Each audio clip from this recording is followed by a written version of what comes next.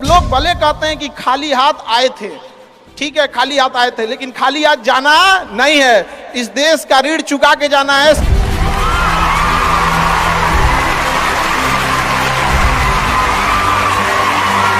हमेशा याद रखिएगा, अकल बादाम खाने से नहीं ठोकर खाने से आती है। हमने इतिहास से यह सीखा है कि इतिहास से कोई कुछ नहीं सीखता।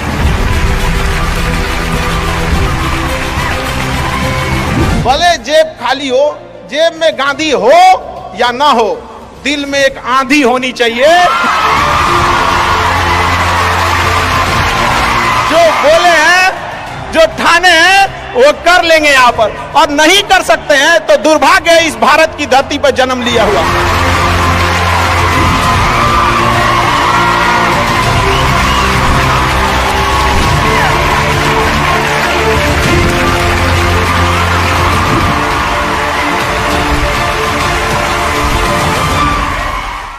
भारत में इस वीडियो को फुल वॉच कीजिए। खान सर बहुत अच्छा वीडियो बनाते हैं और अच्छा ट्रिक्स बताते हैं माइंड के लिए। भारत में एंटरप्रेन्योर इतने बड़े संख्या में आ रहे हैं और काफी खुशी हुई इस चीज को देखकर कि भारत चेंजिंग की ओर जा रहा है अब अपने ओर। हमेशा सीखने की प्रवृत्ति रखिएगा। और आज के टाइम पे बाप रे, एक बहुत बड़ी समस्या ना कि दूसरे से प्रति जलन जरतुआही समझते हैं हम लोग। बिहार का ठेठ भाषा है, पता नहीं आप लोग समझते हैं कि नहीं। मतलब कौन कितना खुश है, मतलब उसका पड़ोसी जितना दुखी है वो उतना खुश है। ये सब चीजों से थोड़ा आज के समय में अपने आप को थोड़ा बचा के रखने की कोशिश कीजिएगा लोग, क्योंकि किसी के जलन वगैरह से नहीं होता। अक्सर देखिएगा ना, चूंकि ये एंटरप्रेन्योर है, बिजनेस का चीज है, तो एक छोटा सा देखिएगा ना, गांव में किसी के पास समोसा का दुकान चल जाता तो उसके बगल में एक और समोसे खोल देता है। अरे बहुत सारी चीजें हो सकती हैं। डिसीजन किसी और के मर्जी से इन्फ्लुएंस होके लीजिएगा, वो कभी डिसीजन सही नहीं होगा। डिसीजन आपका अपना होना चाहिए, आप क्या कर सकते हैं। और ये जिस दिन आप पहचान गए, उस दिन समझिए आधा काम आप अपने से कर दिए यहाँ पर। और वो सबके अंदर कुछ ना कुछ है, ऐसा नहीं है कि ऊपर वाला आपको खाली हाथ भेजा, सबके अंदर कुछ ना कुछ है। और ये लोग भले कहते हैं कि खाली हाथ आए थे, ठीक है खाली हाथ आए थे, लेकिन खाली हाथ जाना नहीं है। इस देश का ऋण चुका के जाना है, समाज को कुछ दे के जाना है, एक अच्छे सिद्धांत, अच्छे कर्म को दे के जाना है। क्या कोई कह सकता है कि अब्दुल कलाम खाली हाथ गए थे? नहीं खाली हाथ गए थे। विवेकानंद खाली हाथ गए थे? अंबेडकर साहब खाली हाथ गए? नहीं गए। तो इस देश में हम खाली हाथ जरूर आए थे, लेकिन इस देश का कर्ज उतारना है, खाली हाथ लौटना नहीं है। कुछ ऐसे सिद्धांत अपने साथ है, कुछ अपने पीछे कुछ यादें छोड़ के जाना है, जिससे कि दुनिया याद कर सके हम लोग को। और हमेशा चीजों में ना अपनी ईमानदारी करिएगा। आप कितना ईमानदारी से काम करते हैं, कितना लगन से काम करते हैं, सफलता इसी चीज पे डिपेंड करती है। बाकी ऐसे चीजें कि भाई ये करना चाहिए, बस आप कितना समय दिए हैं किसी चीज को, कितनी ईमानदारी से किए हैं, ये मायने रखता है आपको। आप किसी चीज को समय नहीं दीजिएगा, कभी सफल नहीं हो सकते हैं। और एंटरप्रेन्योर और बिजनेस, इस सब के चीजों में एक चीज बहुत बड़ी डिलेमा होती है ना, कि सोचते बड़ी प्लानिंग बहुत करते हैं। 6 महीना से उसका प्लानिंग चल रहा है। अरे भाई 6 महीना में कमवा शुरू किए रहते तो कुछ एक्सपीरियंस हो गया रहता, कुछ ठोकरें लगी होती। शुरू कर दो, चाहे जैसे करना है। यहाँ पर ऐसा थोड़ी हो सकता है कि एकदम फिनिश होकर काम करे। हर चीज, जमीन से कभी पेड़ नहीं निकल सकता, पौधा ही निकलेगा। आज सीखिए, क्योंकि अगर कल कोई शुरू करता है आपके बाद, तो आपके पास उससे एक दिन का एक्स्ट्रा एक्सपीरियंस रहेगा। और हमेशा याद रखिएगा, अकल बादाम खाने से नहीं ठोकर खाने से आती है। जितना इस ट्रिक के लिए फुल वॉच कीजिए। जितना ज्यादा आप ठोकर खाएंगे, उतने ज्यादा अकल आने वाली है। दुनिया का कोई इंसान जो सफल है कह दे कि हमको ठोकर नहीं लगा है, या कोई कह दे कि हम एक ही बार में यहाँ आए हैं, कभी नहीं आ सकते हैं। यहाँ पर स्टार्टिंग कीजिए। यहाँ पे ज्यादा प्लानिंग के चक्कर में नहीं, कितना अच्छा आप प्लानिंग करके आइएगा ना कुछ चीजें गड़बड़ होंगी। क्योंकि किताबी नॉलेज, ये मोटिवेशन, ये सब चीजें, ये एक अलग चीज है। धरातल पे उतर के जाइएगा ना तो अलग चीज है यहाँ पर, और कभी बिहार में आके दिखेगा तो एकदम में अलग मिलेगा। कितना ठोकर लगा है ये बहुत मायने रखता है, क्योंकि ठोकर नहीं लगेगा ना, जिस पत्थर पे चोट नहीं पड़ती वो कभी मूर्त नहीं बनता है। तो इसलिए जितना आपको चोट लग रहा है, तो ये आपके लिए अच्छी बात है, क्योंकि बड़े बड़े लोगों की जिंदगी में मुसीबत आती है, वो मुसीबत ही आती है बड़े जिन लोगों के लिए, क्योंकि फिल्म में जो सबसे टफ रोल होता है ना, वो बढ़िया हीरो के कंधे पे दिया जाता है। तो ये पृथ्वी पे भी ना ऊपर वाले को पता है कि ये बढ़िया हीरो है, इसको थोड़ा सा हम रोल देते हैं बढ़िया। तो बड़ी जिम्मेदारी देने से पहले ऊपर वाला भी ना आपको टेस्ट करता है, टेस्ट करके ही देखेगा कि नहीं करेगा। हम लोग छोटा सा कोई सामान खरीदते हैं तो उसको ठोक बजा के चेक करते हैं कि सह लेगा कि नहीं सह लेगा। एक छोटा सा बर्तन कोई खरीदने जाता है तो पटक के दिखाता है, देखिए मजबूत है। तो ऊपर वाला भी जब आपको बहुत बड़ा जिम्मेदारी देने वाला होता है ना, तो पहले सोचता है कि इसका थोड़ा सा टेस्ट कर ले। बहुत लोग टेस्टे में भाग जाते हैं, ए भगवान हमरा काहे लिए तुम मुसीबत लाया। यार जब ऊपर वाला तुमको खुशी दिया था तो थैंक यू कहना भूल गए थे, और जब मुसीबत दिया चेक करने के लिए तो परेशान हो गए। यहाँ पर इस चीजों से घबराना नहीं चाहिए किसी को। जिसके जिसके जीवन में कठिनाई आ रही है, आप समझिए कि आप एक सही रास्ते पे जा रहे हैं, क्योंकि वही रास्ता। और अगर आपके जीवन में कठिनाई नहीं आ रही है, आप गलत रास्ते पे हैं, क्योंकि सफलता का रास्ता बहुत कठिन होता है। और अभी डिजिटल इंडिया है, सबके हाथ में मोबाइल हो गया है। एक चीज अगर आप बहुत आगे बढ़ेंगे ना, तो एक प्रॉब्लम फेस करेंगे। बिना मतलब लोग आपके ऊपर उंगलियां उठाने लगेंगे, बिना मतलब, जिनको कोई मतलब नहीं। आप देखिएगा तो मतलब अजीब लगेगा। इस सब चीजों से कभी मत घबराइएगा। ये कॉस्ट होगी, आपको चुकानी पड़ेगी जब आप बहुत आगे जाएंगे। तो आप लोग बहुत आगे जाएंगे तो पहले से माइंड मेकअप करके रखिएगा। कुछ लोग होंगे जो बिना मतलब आपसे सवाल पूछेंगे, इन लोग को कभी इंटरटेन मत कीजिएगा, क्योंकि अब भाषा थोड़ी हार्ड हो जाएगी, लेकिन एक हार्ड हो जाएगा तो हो जाएगा। बस भाषा, भाव को समझिएगा, भाषा का नहीं। कि कुत्तों की रेस में दौड़ने से घाटा यह है कि जीतने के बाद भी कुत्ता ही कहलाएगा आदमी। एक बार एक रेस में ना कुछ कुत्तों को दौड़ाया गया, बीच में शेर बांधा गया कि कौन तेज दौड़ता है। शेर दौड़ा ही नहीं, कहा कि जीत के भी क्या फायदा, जीतने के बाद वो कुत्ता कहलाएगा। समझा?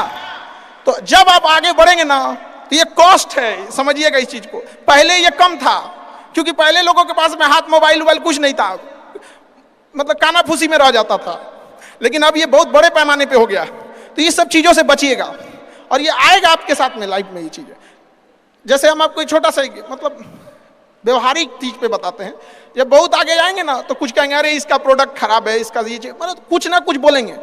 उसको बस ऐसे समझिएगा कि जब आप बढ़ते हैं तो आपके चेहरे पे कभी कभी कुछ दाने निकल जाते हैं, उसको छेड़ा नहीं जाता है। 10 दिन 15 दिन बाद वो खत्म हो जाता है, फिर दिखता तो है तो आपका चेहरा ही दिखता है।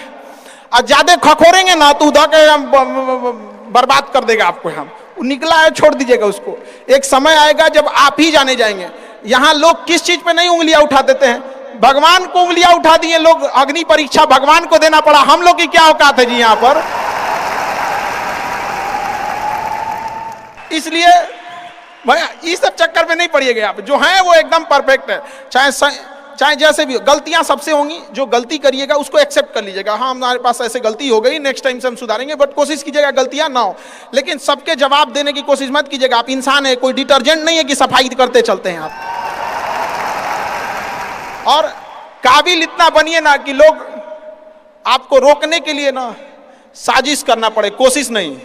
उस लेवल पे जाइए। आपको यार ये कैसे आगे आएंगी चीजों को, हम लोग भी फेस किए हैं, आप लोग भी फेस करना होंगे। यहाँ पे शुरुआत में सबको कॉस्ट चुकानी पड़ती है।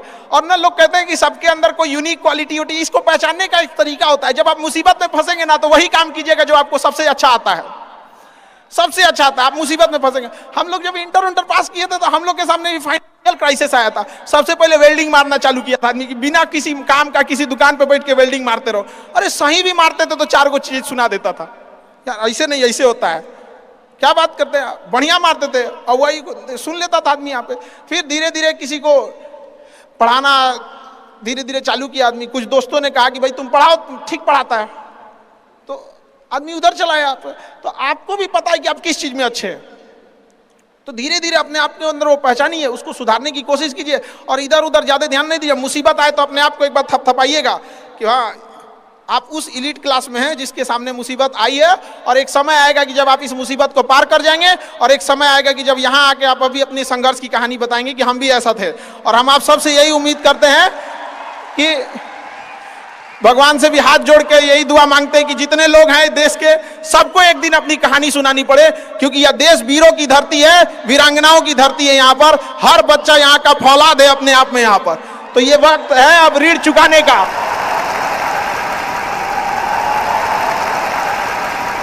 अब इस सदी में हमें अपना नहीं, अब इस देश का भी एक ऋण चुकाना होगा कि शायद पिछले जन्म में बहुत सौभाग्य, बहुत अच्छा काम किए होंगे तो हिंदुस्तान में जन्म लिए, वरना अगर जन्म के समय थोड़ा बहुत बॉर्डर क्रॉस करते ना, उधरिया हो जाते ना, अरे बाप रे बाप, अरे क्या दुर्दशा होता जिसका कोई हद नहीं। यहाँ पे थोड़ा सा बस उधर घसक जाते तो। लेकिन ये हम लोग का सौभाग्य। एक चीज हम लोगों ने गलती किया के बाद, हमने महिलाओं के पावर को ना अंडर एस्टिमेट कर दिया। हम लोग 1947 से जो पुरुष समाज है ये सोच रहा है कि देश को आगे ले जाने के लिए, अभी तक सोचिए रहा है। ये हम लोगों से गलतियां हुई हैं। और लड़कियों को हमने जो साथ छोड़ दिया महिलाओं का ना, बस यकीन मानिए जिस दिन भारत देश की महिलाएं पुरुषों के साथ कदम से कदम मिला ली, 10 साल में देश की सूरत बदल जाएगी, दुनिया देखते रह जाएगी। यहाँ पर हम इस चीज को ज्यादा समझ सकते हैं क्योंकि हमारी खुद की बहन नहीं, अपनी बहन नहीं, लेकिन अभी भी हम अपना घर देखते हैं ना तो लगता है कि बहुत बड़ी कमी है। और अगर बहन रहती तो चीजों को अच्छे से समेट के रख सकती थी। तो इसलिए हम देखेंगे हमको इंडिया में सबसे ज्यादा राखी बांधी जाती है, पूरे हिंदुस्तान में सबसे ज्यादा राखी बांधी जाती है।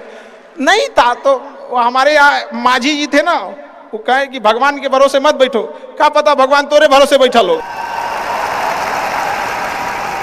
तो बहन नहीं थी तो क्या दिक्कत है, दुनिया में सबसे ज्यादा राखी बांधी गई। अब मतलब आप सोचते हैं कि अगली बार, अभी इस बार 7,500 राखी बांधी गई थी, 7,500। हर साल रक्षाबंधन के बाद, पहले ही रक्षाबंधन से पहले हमको एक डॉक्टर अपॉइंट करके रखना पड़ता है कि सर मेरा ना ब्लड रुक जाएगा, इतना राखी बांधी जाती है। तो आप एकदम ना स्टैंड बाई पे रेडी रहिएगा वहां पे। इतना राखी बांधने के बाद एक आदमी आता है मेरा हाथ उठाने वाला, वो हाथ लेके चलता है, हम ऐसे चलते रहते हैं।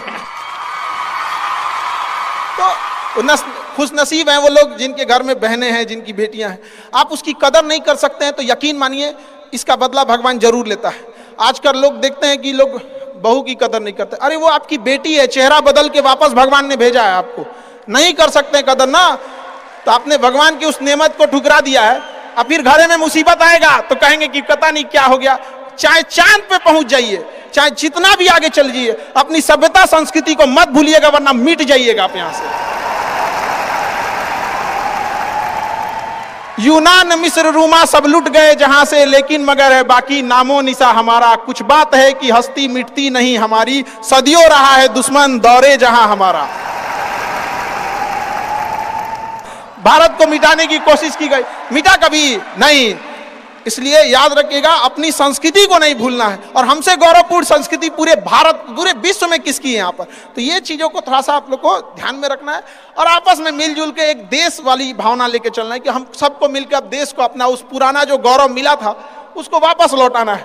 और आप लोग आगे बढ़ेंगे, युवाओं में है, अब जिधर युवा चलते हैं उधर ही सब कुछ चल देता है। यहाँ पर तलवारों के साए पर इतिहास हमारा बनता है, जिस ओर जवानी चलती है उस ओर जमाना चलता है। आप युवा लोग हैं, आपको किसी कौन रोक सकता है यहाँ पे। मैं दरिया हूं, अपना हुनर जानता हूं, जिधर से भी गुजरूंगा अपना रास्ता बना लूंगा। तो युवाओं में यही तो एक है, भले जेब खाली हो, जेब में गांधी हो या ना हो, दिल में एक आंधी होनी चाहिए कि जो बोले हैं, जो ठाने हैं वो कर लेंगे यहाँ पर। और नहीं कर सकते हैं तो दुर्भाग्य है इस भारत की धरती पर जन्म लिया हुआ, ये व्यर्थ हो जाएगा यहाँ पर। तो एक कहानी लिखना है जो आगे जाके सबको सुनाना है। और हर उस घर में 2 किलो अलग से मिठाई जाएगी जिस घर से आवाज आई थी कि इससे नहीं हो सकता है, अलग से एकदम ले भैया ये तेरे लिए स्पेशल है। यहाँ पर एकदम तारीफ करने वालों की कमी हो जाए, जलने वालों की कमी नहीं होना चाहिए। एकदम मिसाल बनिए। आप सब लोग को, हमारा आप सब लोग को ढेर सारा शुभकामनाएं, दुआएं। आपके ठोकरें आएंगी, लगेंगी ठोकरें, उसी को ठोकर लगती है ना जो चलता है, जो सुतल है बेड पे, ओकरा कौंची का ठोकर लगने वाला है। और ठोकर नहीं लगेगी तो नहीं आगे बढ़ सकते हैं। कामचोरों से तो इंडिया परेशान है, जो कुछ नहीं करता वो भी संडे को आराम करता है। अरे तोरे लिए कौन सी का संडे यार, काम बस ईमानदारी से कीजिए। हम लॉकडाउन का एक छोटा सा एग्जांपल देते हैं। हमारे यहाँ एक लेबर था, जो नहीं काम करते हैं लेबर लोग, उनकी बहुत दुर्दशा हो गई लॉकडाउन में। रियल में एक्चुअली उनके साथ प्रॉब्लम क्या है ना, they don't have backup money. वो डेली कमाने वाले हैं, डेली खाने वाले हैं। उनका अगर 10 दिन का दिहाड़ी बंद हो गया ना तो उनके लिए बहुत दिक्कत आ जाती है। और लॉकडाउन में बेचारों के साथ क्या हो गया, अब इतनी पॉपुलेशन है, गवर्नमेंट भी कितना को देख सकती है, एक लिमिटेशन है वहां पर। तो उसके साथ बहुत दिक्कत आ गया। तो हमसे बेचारे, हम भी लॉकडाउन में खाली बैठे थे, तो हमसे बोले कि देखिए एक तो काम नहीं मिलता है, मिलता है तो हम लोग को महीना में 20 दिन मिलेगा, 22 दिन मिलेगा, हम लोग के पास बैकअप नहीं होता है। तो उसको हमने एक छोटा सा बात बोला कि भाई देखो, एक काम बस मेरा 1 महीना करके नहीं अच्छा लगे तो छोड़ देना। काम पे जाते कितने हो, तो बताया कि 8 बजे जाते हैं। अलग अलग शहर में वो काम करने वाले मजदूर जो आते हैं, मिस्त्री, उनका टाइमिंग अलग अलग हो सकता है। हमारे यहाँ 8 बजे आते हैं लोग, और फिर दोपहर में लंच करते हैं, शाम में 4-5 बजे 5 बजे चले जाते हैं। तो कहे 8 बजे के काम में आप कितने बजे जाते हो? कहा कि सर वही पहुंचते पहुंचते 7:15 हो जाता है, खैनी उनी बनाते बनाते चाय पीते 8:30 हो जाता है। हम कहे एक बात बताओ, ये आधा घंटा तुम किस में काटे? तो कहा कि जहां काम करने गए ना उनके में से। हम कहे नहीं, यही इस गड़बड़ है, आप अपनी जिम्मेदारी में से आधा घंटा काट लिए थे, आप वहां 15 मिनट पहले पहुंच के देखो। तो कहे आई क्या बोलते हैं मास्टर, पगला गए हैं एकदम। हम भाई देखे तो 1 महीना काम करके देखो, बस तुम वहां 15 मिनट पहले पहुंच के देखो। वो इंसान 15 मिनट पहले पहुंच जाता था, 5 मिनट पहले ही काम चालू कर देता था, बाकियों के आने से पहले। लंच पे जाते थे तो जब सब चले जाते थे 1 आध मिनट लेट से लंच जाते थे, कुछ नहीं होने वाला है, 1 आध मिनट लंच के खत्म होने से पहले ही चले आते थे। बाकी लंच खत्म हो गया 10 मिनट बाद आ रहा है, वो लंच खत्म होने से 1 आध मिनट पहले ही चले आते थे। जब सारे लोग 5 बजे चले जाते थे तो 5:05 पे जाते हैं। तो हमसे कहें कि खान सर ये आप बता रहे हैं नहीं, बहुत उटपटांग बात बता रहे हैं आप। हम भैया 1 महीना काम कर लो, हाथ जोड़ लेते हैं।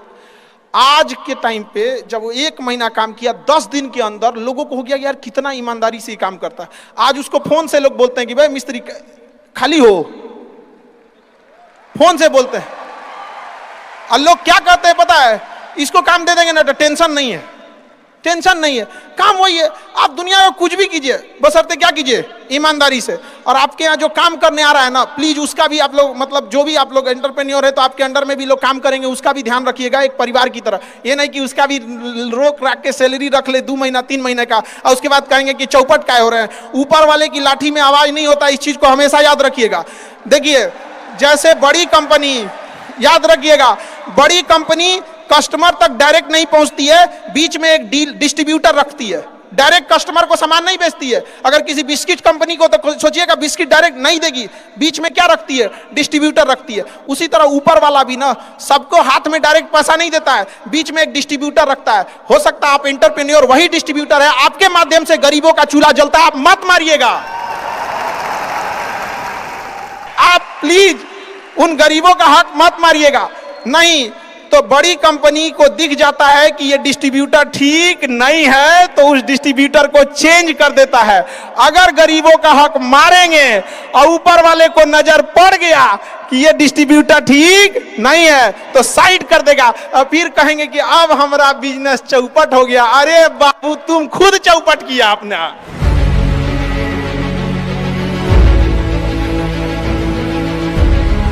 2 तरह के सवालों का जवाब आपको इस वीडियो में मिलेगा, एक इंस्पिरेशन और मोटिवेशन, क्योंकि खान सर आ रहे हैं, आपके हर सवाल की बॉल पे मारेंगे 6, आपकी कंफ्यूजन को कर देंगे एकदम फिक्स। खान सर आपको अमेजिंग सवाल जवाब में चर्चा करेंगे। एक और मैं आपको फ्री में जबरदस्त आइडिया दे रहा हूं। अगर आपके बिजनेस पे कोई सवाल है, उसका कोई जवाब नहीं मिल पाया, चाहे वो कैश फ्लो का है, मैन पावर का है, बिजनेस में जे कर्व लाने का है, नया कस्टमर लेकर के आने का है, कंपटीशन को बीट कर देने का है, नई टेरिटरी, नया मार्केट, नया रिटेल आउटलेट, नया डिस्ट्रीब्यूशन नेटवर्क, मैं होलसेलर बनना चाहता हूं, मैन्युफैक्चरर बनना चाहता हूं, मैं एक्सपोर्ट करना, इंपोर्ट करना, ना ई कॉमर्स पर जाऊंगा, मेरे पास मैन पावर नहीं आती, पेमेंट की दिक्कत आ रही है, पीछे पैसा फंस गया, मुझको लोन कैसे मिले, कितनी तरह की समस्याएं। इस पर तो कोई सवाल है आपका? तो मैं उसका फ्री में आंसर दूंगा। आपकी कंफ्यूजन सोल्यूशन मेरा, हिंड्रेंस आपकी, गाइडेंस मेरी, रियल टाइम दूंगा आप ही की भाषा में। हिंदी में पूछ लो, इंग्लिश में पूछ लो, गुजराती में पूछ लो। Ask doctor Vivek Bindra, hashtag ask doctor Vivek Bindra. इस वीडियो को शेयर करिएगा खान सर के और हैशटैग यूज करिए आस्क डॉक्टर विवेक बिंद्रा। कोई संकोच। सर आपका पूरा नाम जानना चाहते हैं और थोड़ा आपने स्ट्रगल कैसे किया उसके बारे में बताइए। बिल्कुल, आपको अधिकार है पूरा नाम जानने का, लेकिन हमने इतिहास से यह सीखा है कि इतिहास से कोई कुछ नहीं सीखता है। हम आपको एक एग्जांपल देते हैं। जलियांवाला बाग हत्याकांड हुआ तो उन निर्दोषों की कोई गलती नहीं थी। थोड़ा सा आपको हम अपने थोड़ा सा हिस्ट्री की ओर ले जाते हैं। आप बिजनेसमैन है, शायद इंटरेस्ट ना हो तो खैर थोड़ा सा तो जलियांवाला बाग में जब हत्याकांड हुई, जनरल ओ डायर ने जनरल आर डायर को कहा कि गोली चला दो। उस चोट्टे ने गोली चला दिया, लेकिन आदेश दिया था जनरल ओ डायर। गोली मारा गया। उन निहत्तों की क्या गलती थी? न जाति देखी गई, न मजहब देखा गया, गोली मार दिया गया। उस गोली मारने के 21 साल बाद 1919 की घटना है। 1940 में उधम सिंह, भारत का वह वीर सिंह अमर रहे।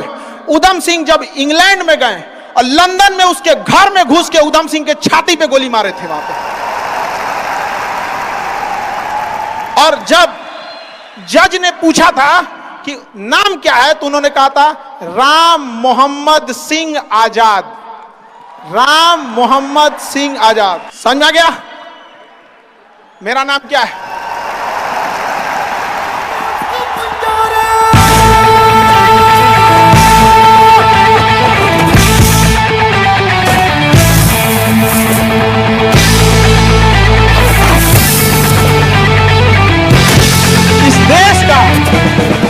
इस देश का इतना गौरवपूर्ण इतिहास अगर हम भूलेंगे तो इतिहास माफ नहीं करेगा, और उन शहीदों के लिए यह एक शर्म की बात हो जाएगी। उनकी आत्मा को उस दिन गर्व महसूस होगा जब हम सब अपनी जाति, धर्म, मजहब छोड़कर एक हिंदुस्तानी कहलाएंगे। यहां पर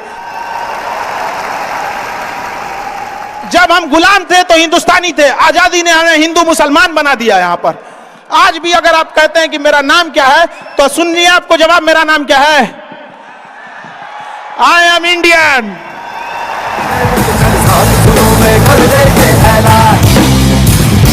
हिम्मत है तो ठोको, जुर्रत है तो मारो, आज हथेली है रखती है जान।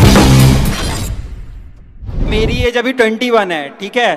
तो मैंने अभी रिसेंटली कॉर्पोरेट लाइफ में एंटर किया है। तो मैंने चाणक्य नीति पढ़ी थी।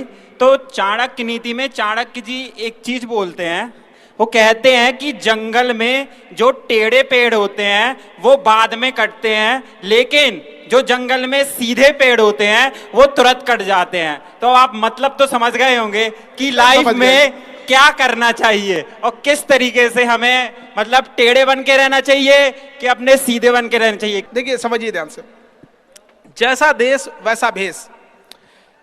अगर प्यार से बात करने वाले हैं तो प्यार से बात कीजिए। सब लोग प्यार से नहीं मान सकते हैं, और अगर सब प्यार से मान सकते थे तो बांसुरी बजाने वाला कृष्ण कन्हैया कभी महाभारत होने नहीं देते। लेकिन एक चीज हमेशा याद रखिएगा, अगर आप किसी से अकड़ जाते हैं, अगर आप किसी से अकड़ जाते हैं, रूडली बात कर लेते हैं, तो फिर प्यार से बात करने का ऑप्शन हमेशा के लिए खत्म हो जाता है। हमेशा के लिए खत्म हो जाएगा। फिर आप उसे प्यार से नहीं समझा सकते। लेकिन अगर आप उसे शुरुआत में प्यार से डील करते हैं तो अकड़ने का ऑप्शन तो लास्ट तक रहता है। तो ये शुरुआती ऑप्शन गड़बड़ नहीं कीजिएगा। और मिजाज में कुछ सख्ती भी जरूरी है, वरना लोग पी जाते अगर समंदर खारा ना होता। अपने आप को इतना भी सस्ता मत कीजिएगा कि 2 कौड़ी का इंसान खेल के चला जाए, ठीक है? तो आपका एटीट्यूड डिपेंड करना चाहिए सामने कौन है। नहीं, हाँ, अतिथि देवो भव है। इसी चक्कर में अंग्रेज धो के चल गए हम लोग। और हम लोग रहते वास्को डिगामा को बांध के मारते पहले।